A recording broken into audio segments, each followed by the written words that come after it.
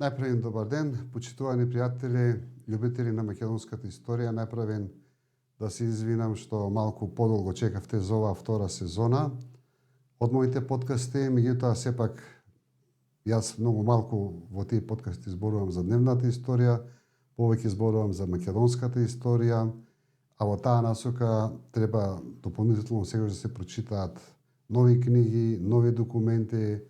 Сега имаме многу YouTube подкасти, да изгледаме нови YouTube подкасти и кога ќе настапиме да настапам со сериозни аргументи. Во таа насока сега почнуваме, односно ја продолжуваме приказната за македонската историја со темата зошто бугари и устав. Зошто го избрав прво оваа име? Го избрав оваа име затоа што под името Бугари и устав се води битката, не сакаме бугари и устав, се води битката на најголемите македонски националисти и патриоти против влезот на бугарите во уставот на Република Македонија. При што ова име го ставив намерно за да уште еднаш го разобличам српскиот контекст на тој отпор. Именно самата реченица која стана синоним за тој отпор е чисто српска реченица и нема врска со македонскиот јазик. Вида толку многу се вкорени што гледам дори бугарските аналитичари и политичари кои зборуваат за овој проблем исто го користат терминот бугари устав, мислат најверојатно дека тоа е македонски јазик, па еве да ни угодат. Значи, бугари устав е реченица која е чисто српска реченица. Македонската реченица за истата таа тема е зошто бугарите во уставот, или само бугарите во уставот. Знаеме дека македонскиот јазик го има членот кој конкретизира, инаку вака бугари во устав, и јас сум против тоа, затоа што ќе значи сите бугари од цел свет во устав кој е неодреден. Така што да почнеме темата зошто бугарите во уставот на Република Македонија. Прво, ќе се задржам, првиот дел ќе биде со повторување на теми кои веќе сте ги чувале и од други аналитичари и политичари кои ја поддржуваат тезата за влезот на бугарите во уставот на Македонија, на Република Северна Македонија, а веќе вториот дел ќе бидат некои оригинални моменти зошто треба бугарите, што можеби не сте ги ни чули, најверојатно не сте ги чули, зошто бугарите треба да бидат во уставот на Република Македонија, конкретно и да одговориме на некои прашања, односно што ги поставуваат најголемите противници на оваа тема. Прво со формалниот дел. Зошто бугарите во уставот? Затоа што тоа е влез на Македонија во Европската унија, затоа што со тоа го решаваме францускиот предлог и конечно Република Македонија почнува својот пат кон формализирањето на својот влез во Европската унија. Во таа насока гледаме дека во меѓувреме Албанија и Црна Гора веќе дојдува во својата завршна фаза, која ние исто така заради нашиот преголем патриотизам ја испуштивме. Второ, зошто бугарите во уставот? Затоа што тоа е концептот на Македонија. Знаете, кога зборуваме за влезот на бугарите во уставот во Македонија, често се нешто мериме со Бугарија, тоа го поставуваме како прашање дали ќе излеземе во пресед на бугарската политика, нема да излеземе, дали ќе ги слушаме, нема да ги слушаме. Јас, кога зборувам и за македонската историја, во врска со таа општа историја со Бугарија, и сега кога зборувам за влезот на бугарите во уставот на Република Северна Македонија, тоа го зборувам единствено како македонско прашање. Ние тоа треба да го направиме за себе, не за некој друг. Не заради францускиот предлог, не заради тоа што го бара Бугарија, туку треба да го направиме заради самите себе. Затоа што тоа е концептот на Македонија, тој концепт бил од времето на Илинденското востание, тој концепт се повтора во времето на Асном, а имено Македонија, тој концепт се отвара конечно после со, ако сакаме, со Охридскиот рамковен договор уште еднаш, затоа што концептот на Македонија е голема отвореност према сите етнички заедници. И во таа насока, или според новиот устав, според сите делови од народи во кои живеат на територијата на Република Македонија.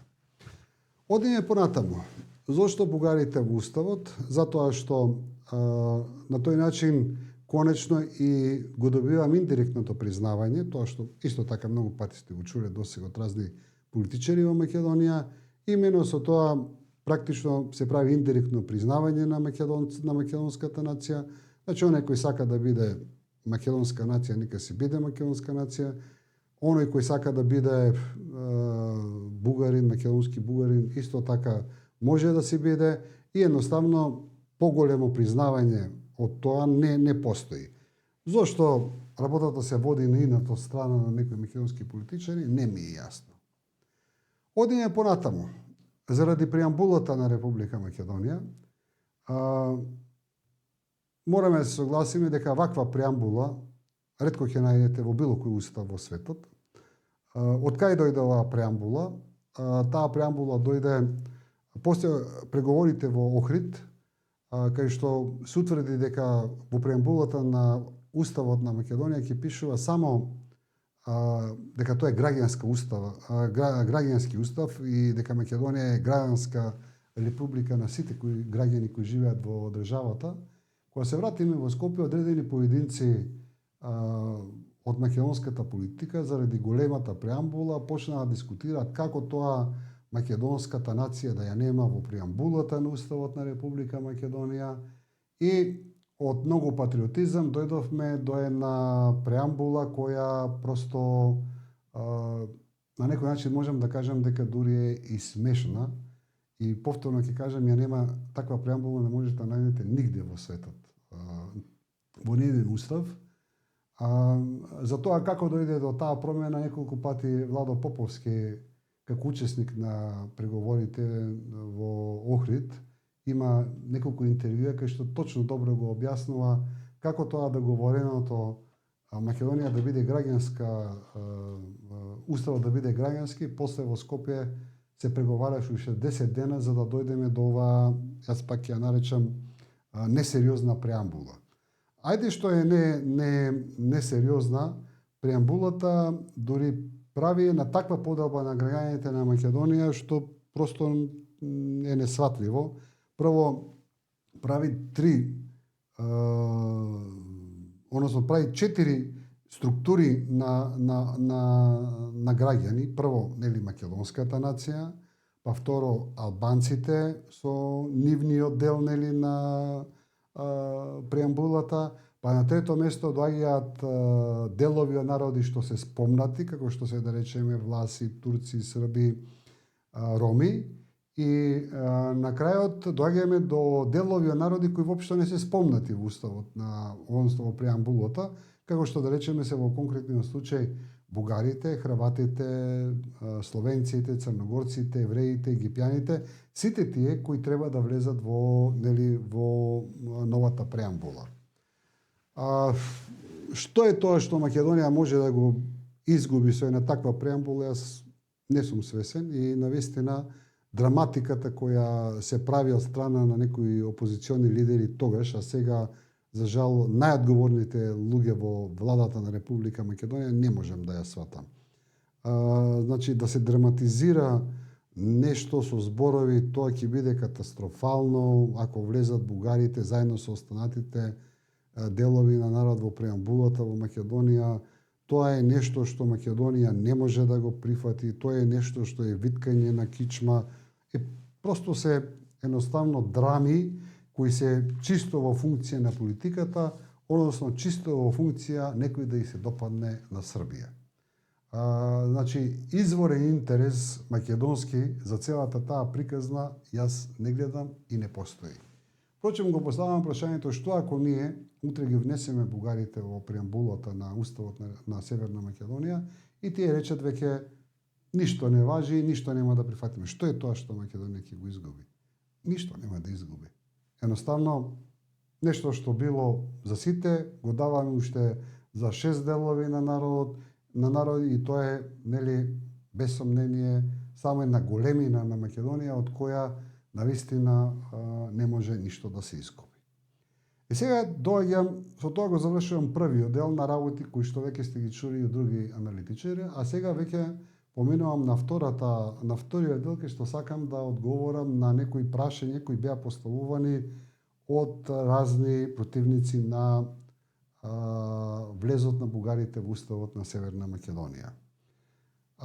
Прво, бугари никогаш не имало на територијата на Северна Македонија или воопшто Македонија, и затоа нема што тие да бараат во уставот на Република Македонија. Второто прашање, Бугарија никогаш не и помогнала на самостојноста на Македонија и на Македонија, и затоа немаме никаков однос и према Бугарија како држава. Третото прашање е, македонските бугари никогаш ништо не направиле за самостојноста и независноста на Македонија. И четвртото прашање е, македонските бугари никогаш ништо не направиле за македонската нација. Па еве поред вака да одговорам на сите овие прашања.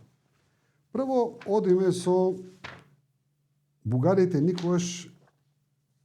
никогаш немало во Македонија, на територијата на Македонија, и нема што тие да бараат, и кога некои луѓе се декларираат во Македонија за бугари, официјалната политика ги третира како вонземјанци, нели, како некои кои паднале од Марс, во најмала нели смисла на зборот, нели, некои кои се платени од Бугарија, тука нема никаква врска со никакво чувство.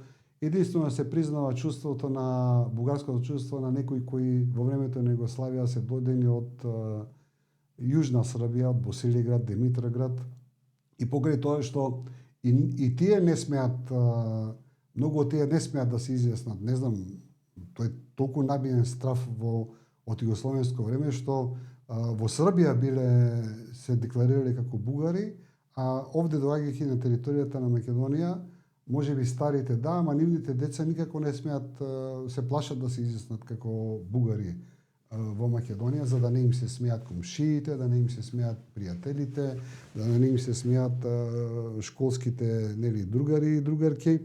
И тоа е, за жал, еден многу лош феномен за нашата држава.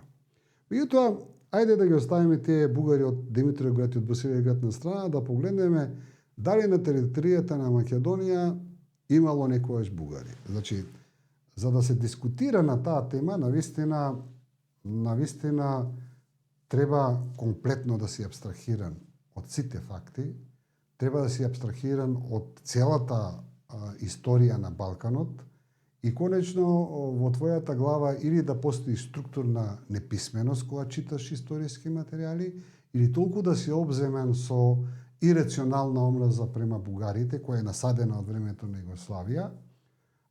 Морам да признам дека и тие малку помогнаа, нели, со нивната политика околу ветото, што навистина да не сакаш да ги поменеш фактите. За тоа присуство на бугарите на територијата на Македонија, географска и Северна Македонија, ќе зборувам многу понатаму во другите историски прилози, меѓутоа ајде сега само вака да нафрлам.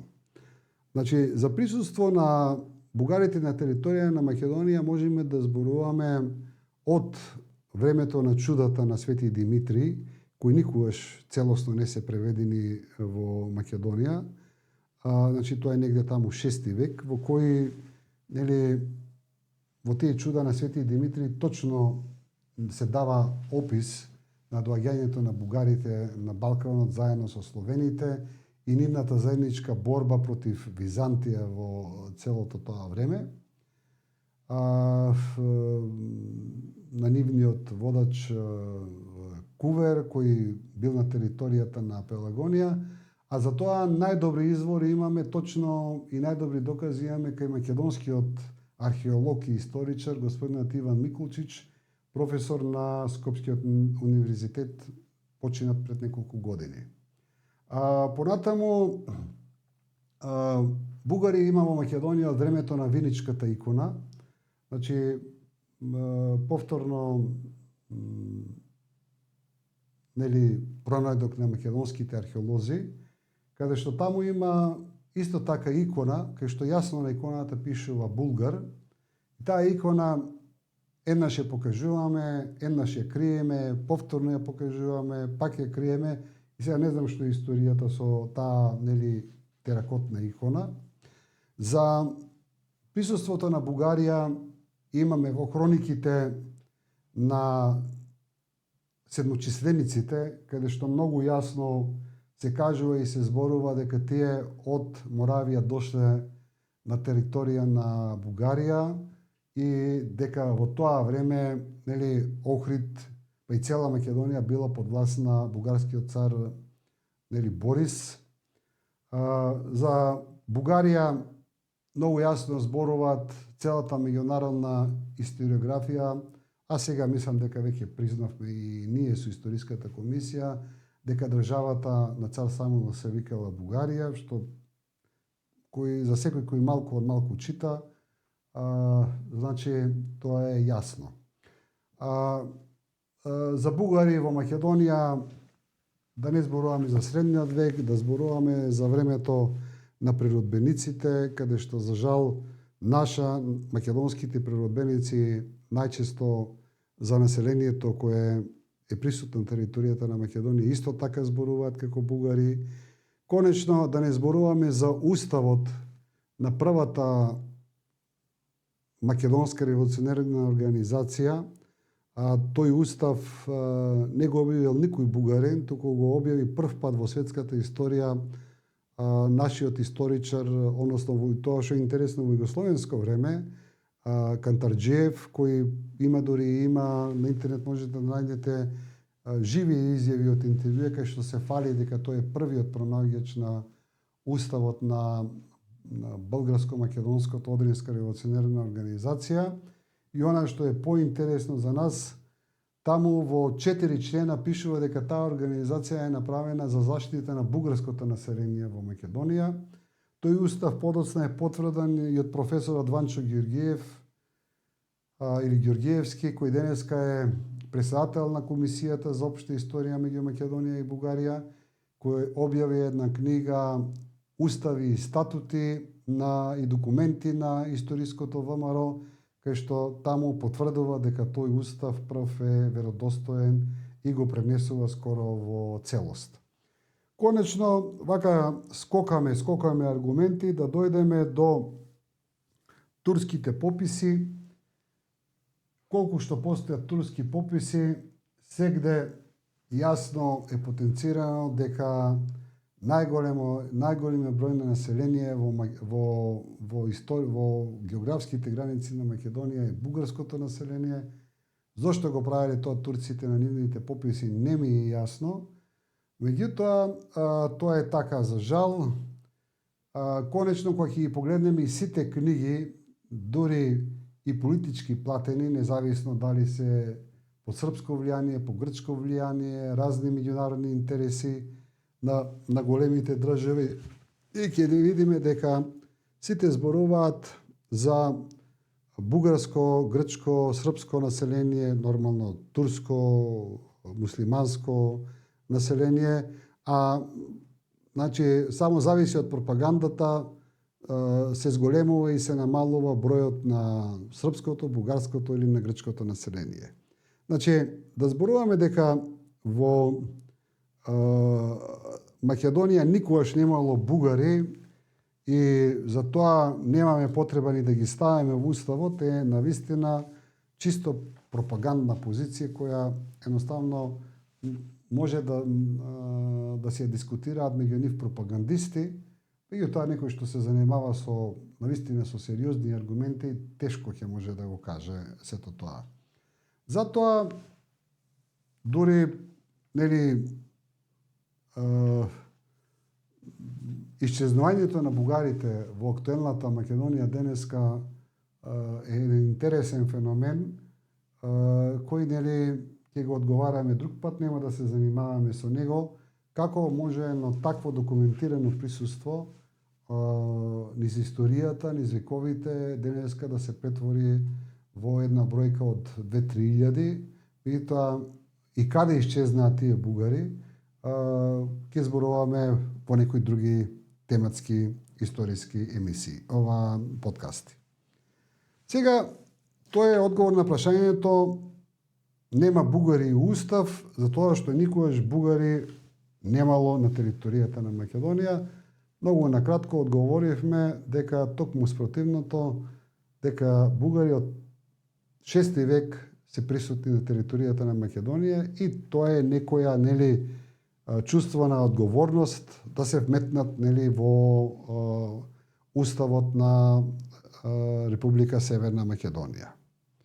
И се одиме понатаму, Бугарија никогаш не помогнала на Македонија. Напротив, ако ја погледнете повторно историската документација и историските книги, ќе видите дека Бугарија е држава која најмногу помагала на македонското население и народ, а впрочем за тоа нема поголем доказ од тоа кој ќе погледнете фактот кој од време на време и самите го кажуваме, дека во сите тешки времења, дали во обично турско време, османлиско време, дали во кресенското разловачкото восстание, дали во илинденското восстание, македонците секогаш бегале во Бугарија. Значи, класичен пример за тоа е што денеска 1/4 од бугарите велат дека тие имаат некакво македонско потекло. Значи, таа бројка е неверојатно голема. Значи, Бугарија секогаш била засолниште на македонците. Зошто не бегале во Грција, зошто не бегале во Бугарија, зошто бегале од Турција? Тоа е прашање кое е сосема друго. Меѓутоа, зошто бегале во Бугарија? Најверојатно се чувствувале таму најпријатно, таму се чувствувале најкако дома. Второ, македонските револуционери целата своја револуционерна борба ја правеле во Бугарија. Значи, револуционерната борба ја правеле во Македонија, меѓутоа логистиката ја правеле во Бугарија. 95% од оружјето стигало од Бугарија. Фабриките за бомби, за поправка на оружје била на територијата на Бугарија. Конечно, ранетите секогаш биле пренесувани во Бугарија и биле лечени во бугарските болници, а и конечно комитите биле од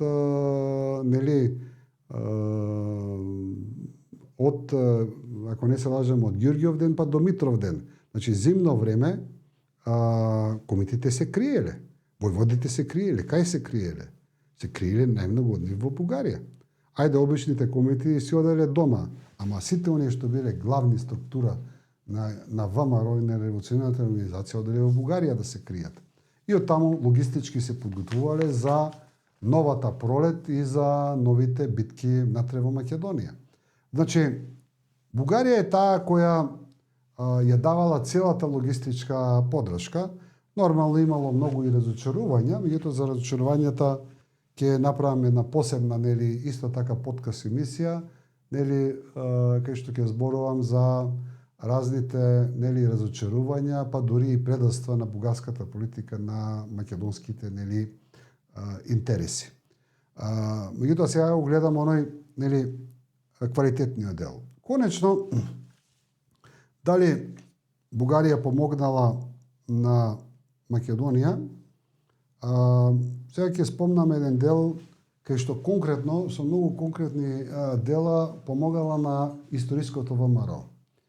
Имено ќе се задржам малку на Гоце Делчев, како наш најголем револуционерен идеал и идол. Во таа насока, ќе го поставам прашањето од каде иде славата на Гоце Делчев и од каде иде големината на Гоце Делчев. Значи, тоа се спомнува и во македонската историографија дека тој е организатор и основач на Четничкиот институт. Што значи Четничкиот институт? Значи, пред Четничкиот институт ВМРО, односно ТМОРО, во тоа време, се подпирал на така наречени тројки и се подпирал на одредени ајдутски чети. Значи, луѓе кои до вчера биле ајдути, се разговарало со нив и тие прифаќале да бидат некаква, да речеме, некакви вооружени мини чети на, да речеме, на организацијата. Меѓутоа, со тек на време се дошло до сознание дека треба да се формираат вистински чети, нели? На некој начин денеска кажано, што се четите во тоа време? Тоа се паравојни формации, нели? Кои историското ВМРО ги формира. Сега, таа улога ја преземал Гоце Делчев и ајде да видиме како е формиран Четничкиот институт. Прво, Четничкиот институт е формиран со подпис од името на Централниот комитет на Гоце Делчев, од името на Врховниот комитет со Борис Сарафов и од името на бугарските војни дружества, мислам дека е правилно името, не ме фаќајте за збор точно за, нели, за формалното име, значи на бугарски старешини кои сакаат ослободување на Македонија. После подпишувањето на тој документ, значи се преминува на формирање на чети. А четите што се? Четите се чети. Четите се војна формација. Војна формација не може да формира некој до вчера што бил во тројка или некој што бил нели ајдутин. Значи четата мора да ја формира обучен офицер. И за таа цел Гоце Делчев ја дава дозволата за влез на бугарски старешини, нормално претходно, нели, си даваат оставка од местото старешина во бугарската армија, да влезат и да ги формираат четите на ВМРО. Значи, пред Илинденското восстание и во самото Илинденско восстание, во Бугарија, во Македонија, Гоце Делчев дозволил да влезат 50 бугарски старешини, 50 на бугарски старешини, нормално многу од нив нели со македонско потекло, меѓутоа многу од нив и се со чисто бугарско потекло, кои во македонската историја понатаму ние ги спомнуваме и ги доживуваме како многу наши. Ги доживуваме како да се дел, како да се од Прилеп, како да се од Костур, како да се од Штип. Меѓутоа, кога ќе ги погледнеме нивните биографски податоци, ќе видиме дека се работи за чисти бугари, родени од централна, од источна Бугарија и кои во својата крв немаат ништо во македонско. И сега, кои се првите такви бугарски старешини кои влегуваат на територијата на Македонија со согласност на Гоце Делчев и Централниот комитет на ВМРО и се станати практично дел од македонската историја. И тоа тие се дел и од општата историја. Значи, ќе го спомнам Михаил Апостол Попето, роден од Радомир.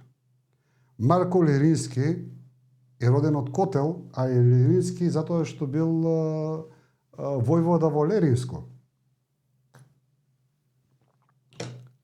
Христе Чернопеев е легендарен лик на македонското револуционерно движење, ама за жал тој е роден исто така во Ловеч. Крсто Българијата е роден од Враца. Има неколку десетици зачувани писма меѓу Гоце Делчев и Крсто Българијата.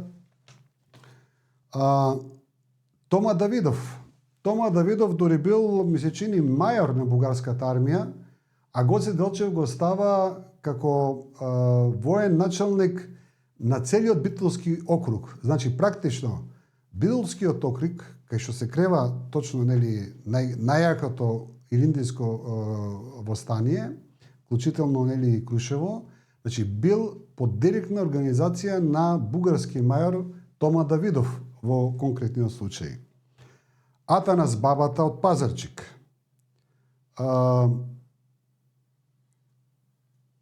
Петар Јуруков, тиквишкиот војвода, од Карлово.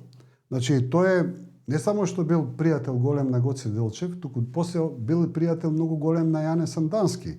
Учествувал во аферата Мистон и многу други нели битки. Конечно, Тане Николов од Хасково. Кој е Тане Николов? Сите знаеме за битката на ножот нели тоа е најголемата битка на ВМРО после Илинденското востание.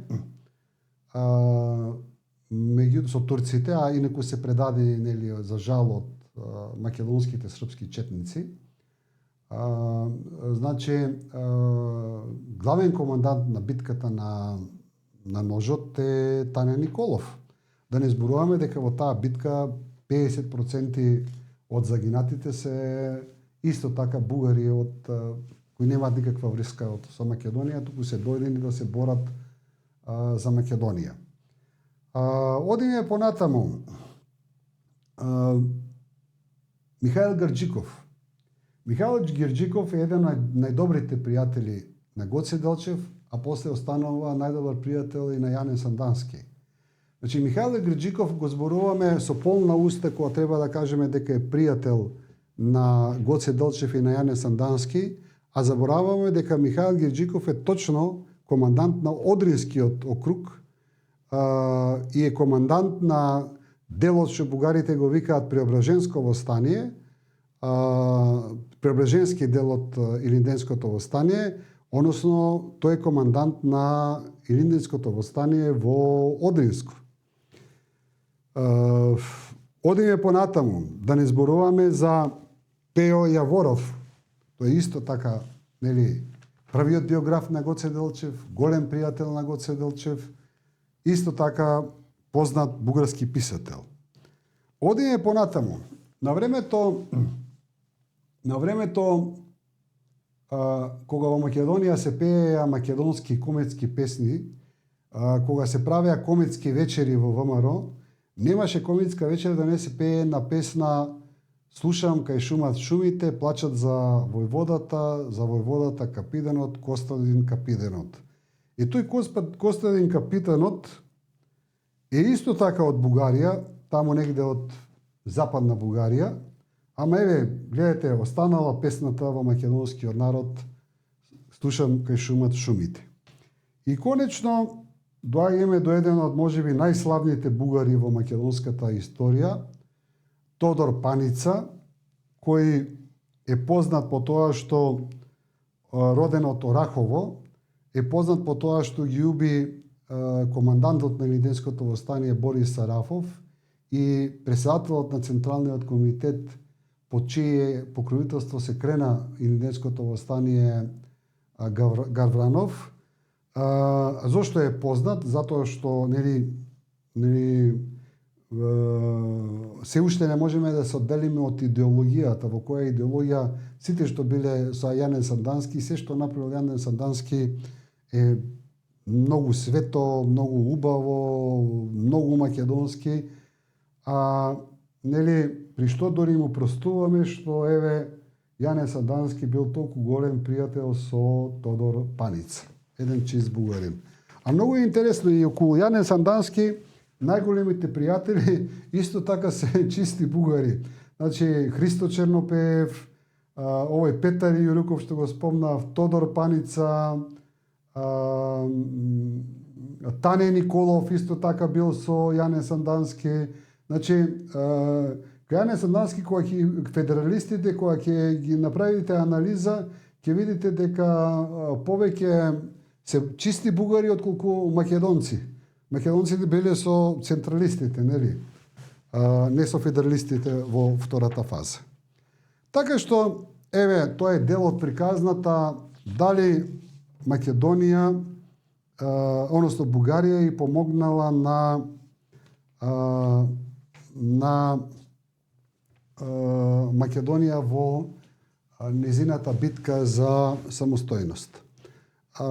Конечно, кога зборуваме за таа помош на Бугарија за битката за самостојност, ќе дојдеме и до 90-та година, 91 година, кај што ќе потсетиме дека Бугарија е таа која прва ја призна Македонија, наспроти целиот свет, и не знаеме што ќе се случеше ако Бугарија не ја признаеше Македонија, најверојатно можеше да влеземе во еден циклус како Црна Гора, нели така?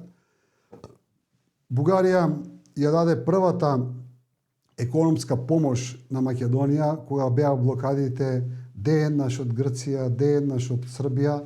Значи, најголем дел од стоките суштински за Македонија доаѓаа преку пристаништата во Бургас и во Варна. Конечно, да не зборуваме дека Бугарија даде и огромни количини на оружје, а да не спомнуваме претходно дека македонското оружје за кое плаќаа македонските граѓани, југословенската, односно српската армија си го однесе на најбрутален начин од територијата на Македонија. Значи, тоа се сака само на краток начин одговор на прашањето дали Бугарија и бугарите и помогнале некогаш на Македонија самостојна и независна, а да не зборуваме дека нели бугарската политика нели долго време била прво за автономија, после за самостојност на Македонија, кога сите други политики на Балканот биле нели само за поделби. Факт е дека после прават катастрофален чин со нели договорот за првата Балканска војна, после и за втората Балканска војна, меѓутоа тие нивни нели предоства ќе ги зборуваме во една посебна приказна и во еден посебен подкаст. Сега, дали бугарите направија нешто за самостојноста на Македонија 44-45 година со Аснон.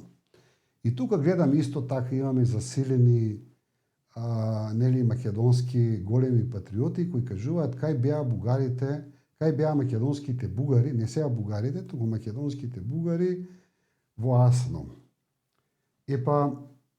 Вака мораме да кажеме дека македонските бугари беа во Аснон и тоа е сега тука една така малку сега влегувам во фаза кај што историските шлаканици ќе одат и према македонската историографија и према бугарската историографија.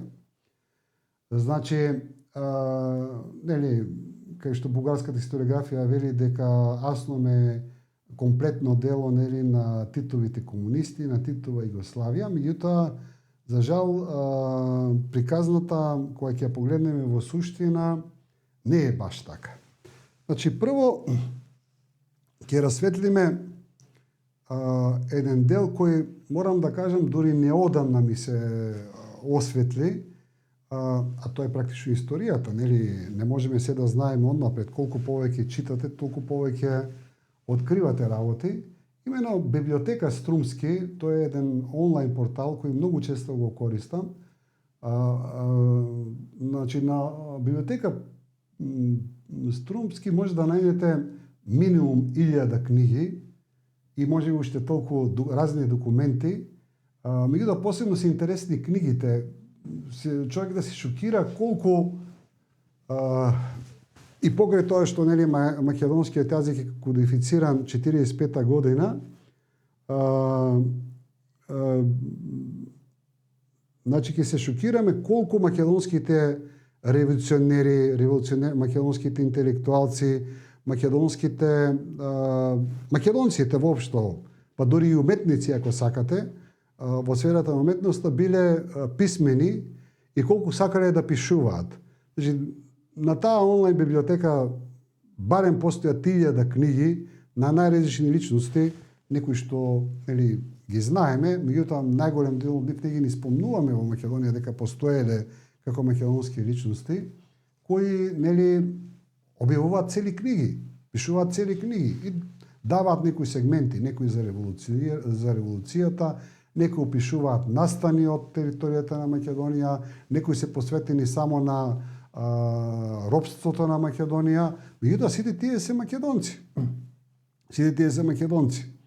И пишуваат дел од таа македонска историја. Сега на тој портал Библиотека Струмски ми излезе еден текст напишан од Дино Ќосев 1951 година во весникот Работничко дело.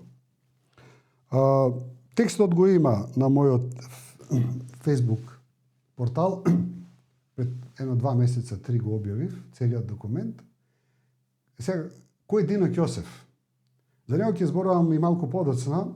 Дино Ќосев е човекот кој 32 година, кога Коминтерната отворила дискусија дали има потреба од поддршка на нови нации и јазици во Европа, напишал реферат со кој кажува дека има потреба македонската нација да се формира. А подоцна е земал улогата да биде и преседател на комисијата во Коминтерната за формирање на македонска нација. Значи, некој кој е, инако тој е член на Обединета Македонија, роден од Кукуш, од истото место кај што и Гоце Делчев. И сега тој Дино Ќосев во 1951 година, кога настанува идеолошката кавга Тито Сталин, пишува еден текст во работничко дело, кај што вика дека Ванчо Михајлов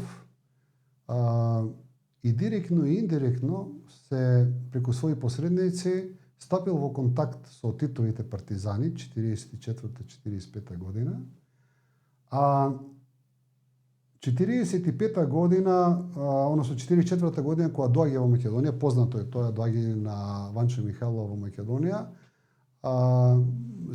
Тоа до сега се знаеше во светло дека Хитлер го платил да прави самостојна Македонија.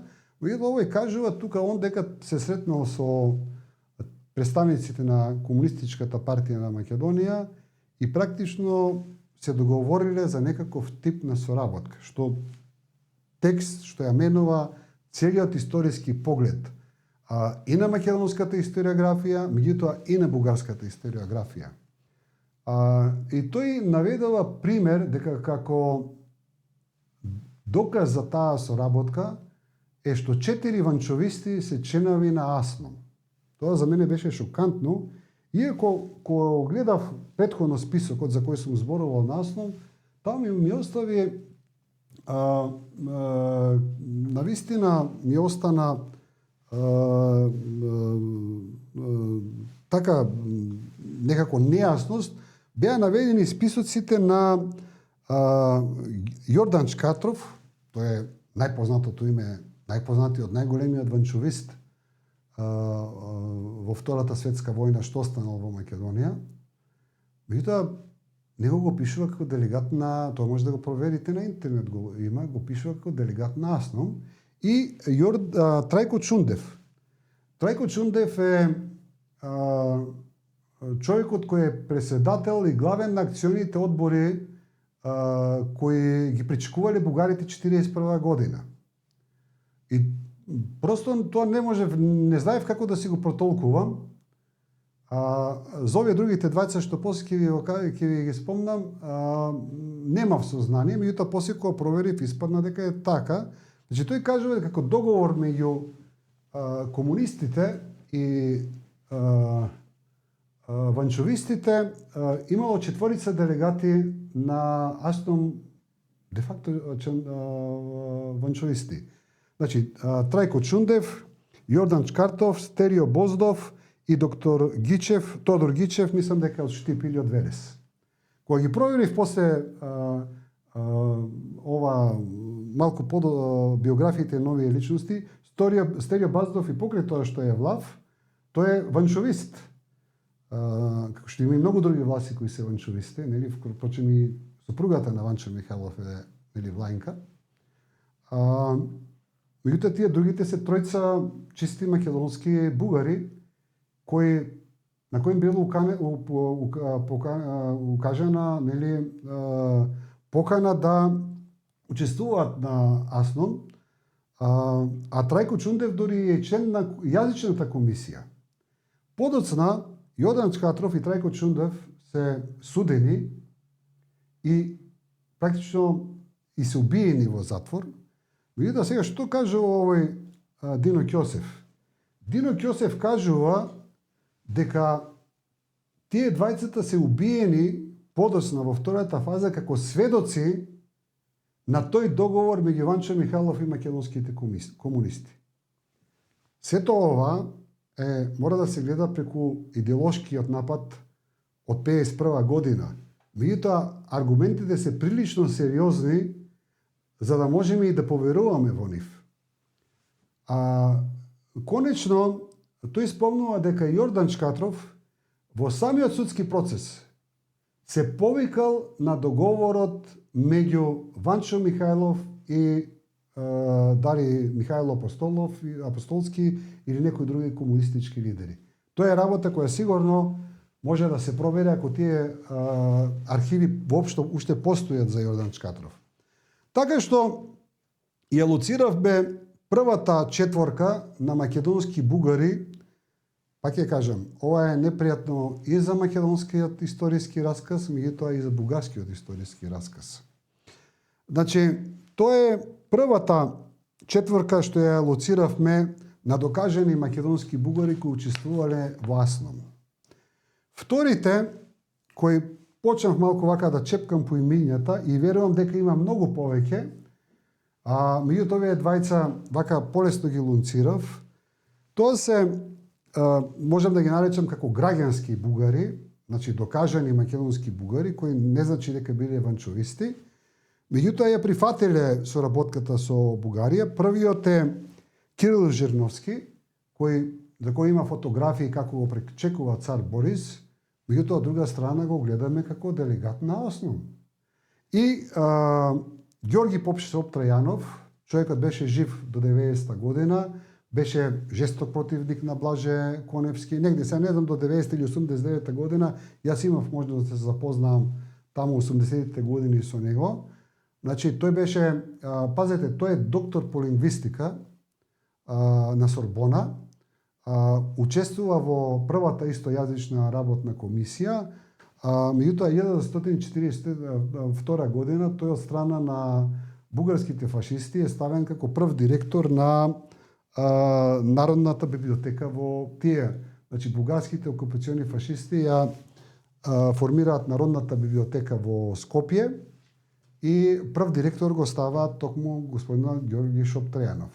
Така што кога ќе се погледнат тие листи на првиот и вториот Асном, ќе видиме дека тука сигурно ќе изгледат и многу други личности кои претходно учествувале во бугарската окупациона политика, меѓутоа членовите на Народниот фронт после нашли за сходно да ги викнат и да ги повикаат на нивна страна.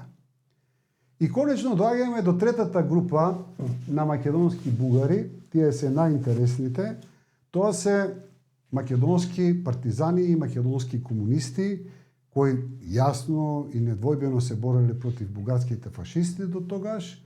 Меѓутоа, после 45-та година, значи сваќајќи дека Македонија тргнува во пат на брзата србизација на македонскиот национален простор, едноставно повторно се враќаат на она што сметаат дека биле претходно и се тие многу јасни по нивната приказна дека се чувствуваат македонски бугари. И тука ќе спомнам дел од нив. Значи, прво Венко Марковски е човекот кој ја напишал првата книга на македонски јазик. Венко Марковски дури е најпознат од сите тие имења. Значи, човекот кој ја напишал првата книга на македонски јазик, бил член на Централниот комитет на Комунистичката партија на Македонија, бил партизан, се борел против бугарските фашисти, бил член на президиумот на Асном и после, едноставно човекот сваќа дека оваа србизација што почнала со Лазар Кулишевски не може да се трпи и си заминува за Бугарија и е јасен во своите чувства дека е македонски бугарин. Пеце Трајковски, тој е командантот на најголемата партизанска бригада Гоце Делчев, која инаку е формирана страна на Бугарската комунистичка партија, меѓутоа во неа биле македонски резервисти, членови на ВМРО обединета. Значи, тој е командант кој доаѓа, кој влегува во Македонија од страна на Бугарија. Пеце Трајковски е командантот кој изабранува на бугарската армија, сега веќе комунистичка, да учествува на прославата на Скопје. Не македонската историографија измислува дека тој е Тодор Чушкаров.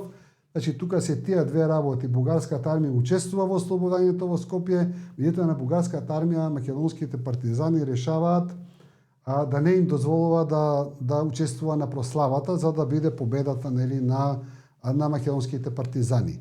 Меѓутоа, човекот кој забранува на бугарската армија да влезе е Пеце Трајковски, кој исто така во тоа време е јасен македонец, меѓутоа повторно заради огромното србоманство, после си бега во Бугарија и пишува неколку книги. Васил Ивановски, според Кантарџиев, е татко на македонската историографија, човек кој напишал прв книга за македонската историја, зошто ние македонците сме посебна нација, ги дава основите на македонската нација, е прв уредник на весникот Нова Македонија, член на штабот на македонските партизани, после 46 година, исто заради огромната србизација, си бега и јасен по своите бугарски чувства. Одиме понатаму. Петар Шанданов. Кој е Петар Шанданов? Еден од најголемите борци против Ванчо Михајлов. Сите македонски комунисти од Вардарска Македонија и сите македонски славни партизани да ги соберете на куп, нема толку борба против Ванчо Михајлов, толку обиди за атентати, толку убиени ванчовисти како што овој Петар Шанданов има направено.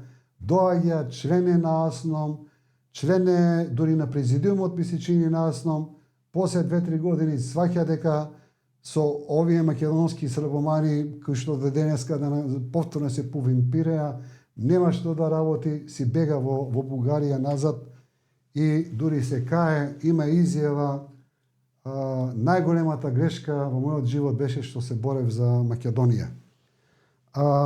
Александар Мартулков, исто познат по име на македонскиот комунизам и на македонска ВМРО обединета, доаѓа член на АСНОМ, седи неколку години и тој си бега во Бугарија и умира во Бугарија на крајот. Борис Спиров. Кој е Борис Спиров? Борис Спиров е прв секретар на АСНОМ. Гледате, ние зборуваме за АСНОМ, а не знаеме кој е секретар на АСНОМ. Борис Спиров е прв председател на Македонското собрание, АСНОМско собрание, а после првото Македонско собрание. Борис Спиров е основач на лекарската комора на Македонија. Пред неколку месеци имаше некоја годишнина на основање на лекарската комора. Никој не го спомнава кој е првиот председател и кој е првиот основач на таа лекарска комора. Исто така, после некој оди таму негде живее, се преселува во Бугарија, во некое село, поубаво му е да живее во некој бугарско село, отколку со овие македонските србомани од 45-46 година, кои, како што кажав, денеска повторно владеат со Македонија. Туше Дели Иванов, познат соработник на Гоце Делчев, добива покана, тој не ни доаѓа во Македонија и да не бројам уште некои други кои не се толку важни. Значи, дали имало македонски бугари на АСНО? Значи има 3 структури на македонски бугари кои ги лоциравме и многу јасно ги докажавме дека учествувале на АСНО. Еве, тој е одговорот дали македонските бугари и помогнале на Македонија во АСНО. Пак ќе кажем, ова е непријатна приказна и за македонската историографија и за бугарската историографија, затоа што, според бугарската историографија, сето тоа е дело само на Титовите комунисти, а Бугарија нема ништо со тоа. Меѓутоа, сега доаѓа уште понепријатниот дел за бугарската историографија, нормално и за македонската историографија, затоа што тие во своите интереси се поклопуваат тука. И тоа е нешто што и претходното само од мене можете да го чуете во целата ова македонско-бугарска историографија, меѓутоа и ова сега што ќе ви го кажам, само од мене можете да го чуете од сите македонски и бугарски историчари на куп ставени. И каде што идеолошкото не им дозволува да ги погледнат објективните факти. Тоа е одговор на прашањето македонските бугари ништо и Бугарија ништо не направила за македонската нација. Па сега ќе докажеме дека македонската нација е точно кодифицирана од македонските бугари и дека најголеми виновници затоа што постои македонската нација е токму Бугарската комунистичка партија и нивниот клон ВМРО Обединета, кои исто така нели се јасни по својата бугарска припадност, меѓутоа нели прават се за да ја направат македонската нација. Верувам, длабоко сум убеден, од многу изворни намери, меѓутоа очигледно тоа што го планирале, нели како што викаме домашниот есап, на пазар никогаш не испаѓа ист. Сигурно била една идејата, меѓутоа тоа што го добиле е сосема нешто друго. Значи, тука сега ќе почнем од официјалната македонска историја, затоа што ние нели вериме, многу ја сакаме официјалната комунистичка југословенска историја. Таму кај што ни одговара, таму кај што не ни одговара, не сакаме да дискутираме. Имено тоа е прашањето на формирањето на македонската нација, односно староста на македонската нација. И ќе тргнем од тоа што беше официјално според македонската историографија и југословенска историографија, дека од сите нации на Балканот македонските словени најдосна се освестиле за создавање на своја нација и дека процесите нели почнуваат кон крајот на 19 век, меѓутоа првото големо признавање доаѓа од Коминтерната 1934 година. Тоа и сами го учевме, тоа го имаше во нашите учебници и не знам сега нели малку не се поклопува со таа политика на Александар Македонски, меѓутоа тоа е официјалната македонска историја, не е некаква предавничка бугарска историја. Значи дека првото големо признавање на македонската историска нација доаѓа од страна на Коминтерната. Дека сме продукт на Коминтерната, подосна се изнаслушавме прво од српската, великосрпската политика на Милошевиќ, Шешелјова, партијата сега на овој председателот на Србија актуелен. Значи тоа го зборува, го слушавме со години од српските великошовинисти дека македонците се измислени од Коминтерната. Кога се засили битката со грците, после исто тоа го слушавме и од како се вика и од бугарската, од грчката нели политика, новинарство и сето она што следуваше, а во последно време најчесто го слушаме пак од бугарските и политичари и од бугарските новинари, историчари, дека македонците се продукт на Коминтерната.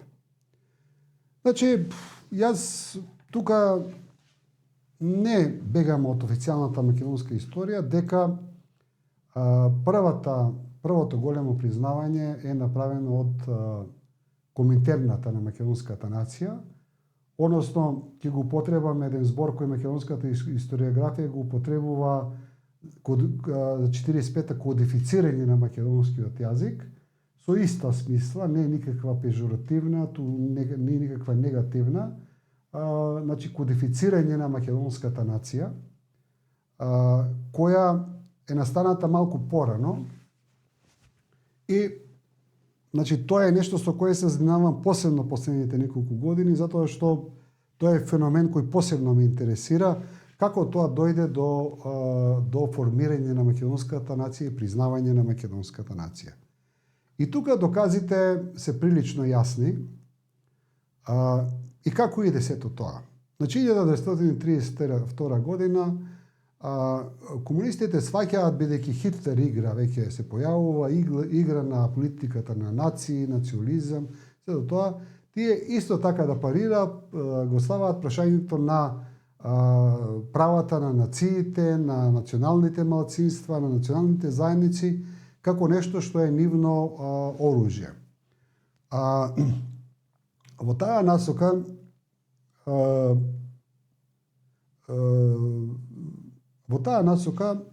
значи се отвара една дискусија во рамките на Коминтерната да кажат комунистичките партии дали каде има потреба од такво нешто. И прв кој дава реферат дека има потреба од македонска нација, од македонски јазик, тоа е Дино Ќосев, за пред малку зборував за него како нели писател на тој текстот против ванчовистите во Македонија.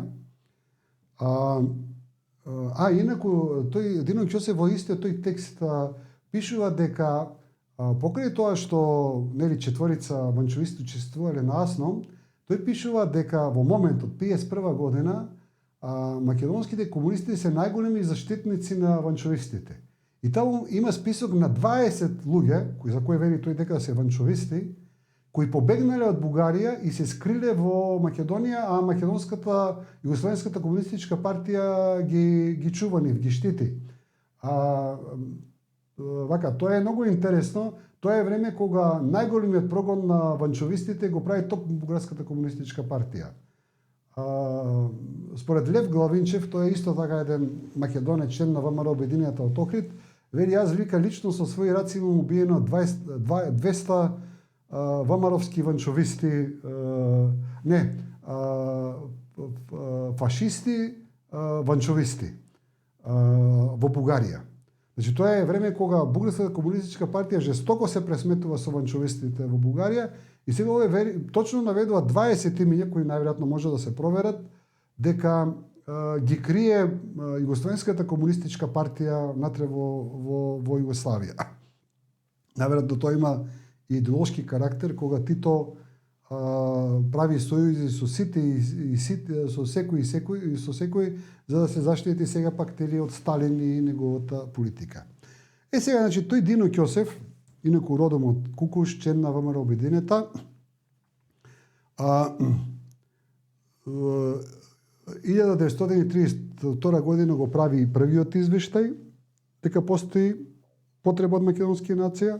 1934 година заедно тука негде со времето кога Коминтерната објавува дека признава македонска нација и македонски јазик, тој е ставен како главен на комисијата на Коминтерната за правење и создавање на македонска нација. Инаку во таа комисија нема ни еден србин, нема ниту еден грк, нема ниту еден титовист.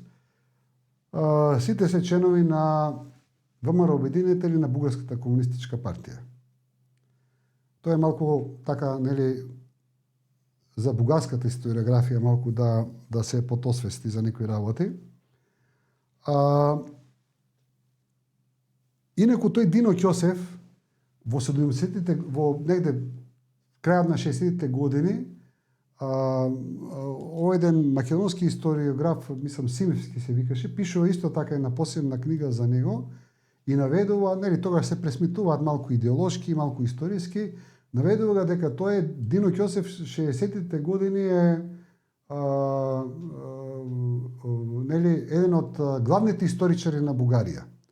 А вториот па главен историчар на Бугарија во тоа време е Асен Чаракчиев, кој е исто така заменик директор на Институтот по историја во Бугарија 70-те години, меѓутоа во 34-та година тој е еден од првите членови на првите воопшто македонци кои судски се изјаснил дека се чувствува по нација македонски воено судење во Бугарија. Значи, почнува процесот на таа македонска, нели, кодифицирање на македонската нација, каде што се главни македонските бугари од ВМРО Обединета и Бугарската комунистичка партија. Значи, после тоа, под закрила на Бугарската комунистичка партија, се прави македонскиот книжевен кружок, во кој учествуваат Вапцаров, Антон Попов, да не ги броиме сите други. Таков македонски книжевен кружок нема ниту во Грчката комунистичка партија, нема ниту во Српската комунистичка партија. Единствено само Бугарската комунистичка партија поддржува вакво нешто. Подоцна Васил Ивановски како член на Бугарската комунистичка партија, како член на ВМРО Обединета, ја пишува книгата првата историја официјална, нели, според Кантарџиев, зошто ние македонците сме посебна нација. Таа книга подоцна објавува, прв пат се објавува весникот на Ѓорги Перински, Сега не знам дали се викаше Народен глас или не знам како се викаше тој. Инако, истата Бугарска комунистичка партија го праќа Ѓорги Пирински во Америка да се пресметува со МПО, каде што им објаснува на членовите на МПО дека тие се заблудени, дека се бугари и агитира дека треба да се прифати македонската нација. Да не зборуваме дека тука на терен активни се Асен Чаракчиев, Христо Каладжиев, Ангел Жаров. Тие се сите членови и на Бугарската комунистичка партија и на ВМРО Обединета кои прокламираат и ја шират македонската нација на големо. Понатаму да не зборуваме дека Коста Веселинов, кој нема никаква врска со Македонија, од Дупница е роден, тој ги пишува книгата Македонската преродба, кој е практично прв учебник по историја во Македонија после 45 година.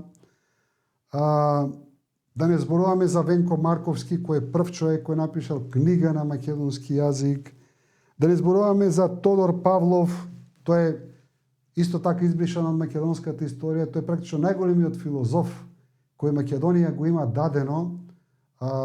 За жал, тој е филозоф на социјалреализмот, меѓутоа едно време бил број 1 на се она што се нарекуваше социјализам во источниот комунистички свет. Тодор Павлов е човекот кој ги предава официјално моштите на Гоце Делчев на Македонија. Да не го спомнуваме, практично според Венко Марковски, тој е и таткото на некој начин, Тодор Павлов, на македонската нација. Да не зборуваме за Димитар Стојанов Мино. Знаем ли кој е тој? Димитар Стојанов Мино е 20 години водител на Радио Москва емисија на македонски јазик. Тој човек има направено за афирмација на македонскиот јазик повеќе од многу други македонски писатели и љубители на македонскиот книжевност.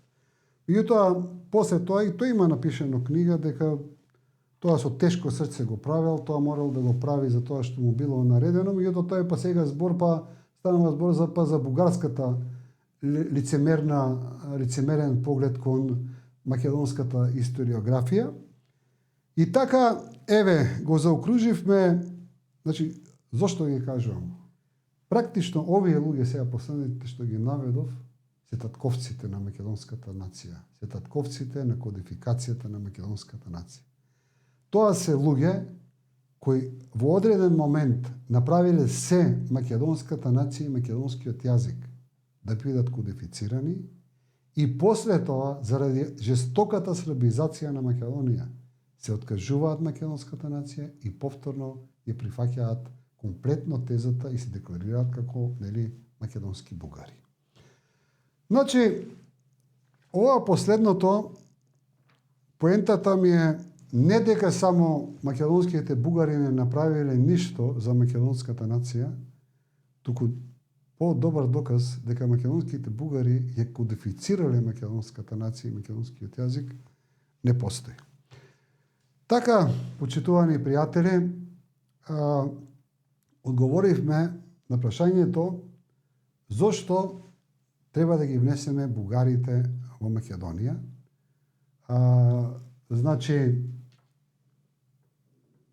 македонските бугари се дел од македонската историја, се дел од она што значи создавање на идејата за самостојна Македонија, создавање на идејата за македонска нација, македонски јазик, во сите фази, па вклучително и во последната во 90-та година.